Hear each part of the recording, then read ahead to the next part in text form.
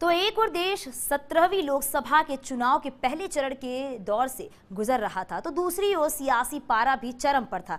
सभी की नजर दो हॉट सीट पर थी, जिनमें से एक थी रायबरेली और दूसरी अमेठी। रायबरेली से सोनिया गांधी ने लाव लश्कर के साथ नामांकन किया, तो अमेठी से राहुल गांधी को चुनौती देने पहुंची स्मृति ईरानी ने पर्चा भरा।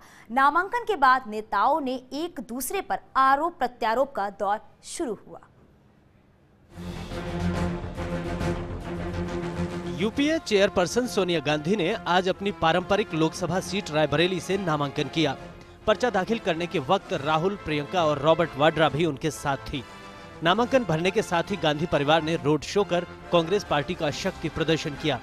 नामांकन के बाद सोनिया गांधी ने कहा कि नरेंद्र मोदी अजेय नहीं है, 2004 के नतीजे याद रखने चाहिए। राहुल गांधी ने भी नरेंद्र मोदी पर निशाना साधा। उन्होंने कहा कि नरेंद्र मोदी ने 5 साल में कुछ नहीं किया। Don't forget 2004. But we won. Mr. Narendra Modi for the last 5 years has done nothing for the people of India. So his invincibility will be on full view after the election result. उधर अमेठी में केंद्रीय मंत्री स्मृति ईरानी ने भी अपने पति जुबिन ईरानी के साथ पूजा अर्चना के बाद नामांकन दाखिल किया। स्मृति ने कांग्रेस अध्यक्ष और अमेठी से कांग्रेस उम्मीदवार पर जमकर हमला बोला। स्मृति ईरानी ने नामांकन भरने के बाद उत्तर प्रदेश के मुख्यमंत्री और बीजेपी के नेता योगी आदित्यनाथ को धन्यवाद कहा। साथ ही उन्होंने नामांकन में आए समर्थकों की भीड़ देखकर कहा कि हमारी जीत पक्की है।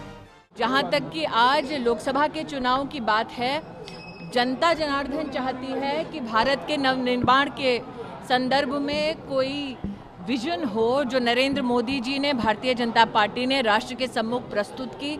उस विजन को प्रस्तुत करने के साथ साथ 5 साल के काम का ब्यौरा भी हमने दिया। ये हमारा प्रयास रहा इन 5 सालों में कि प्रत्येक वर्ष में, प्रत्येक माह में, प्रत्येक दिन हम अपनी जनता से जुड़कर जो काम कर रहे हैं उनको जनता के सम्मुख हम प्रस्तुत करें। स्मृति ईरानी पिछले लोकसभा चुनाव में यहां से राहुल गांधी के खिलाफ चुनाव मैदान में उतरी थीं, लेकिन उन्हें हार का सामना करना पड़ा था। 5 साल बाद एक बार फिर वो यूपी के इस क्षेत्र से राहुल गांधी को चुनौती देने पहुंच गई हैं। Bureau report, first India news.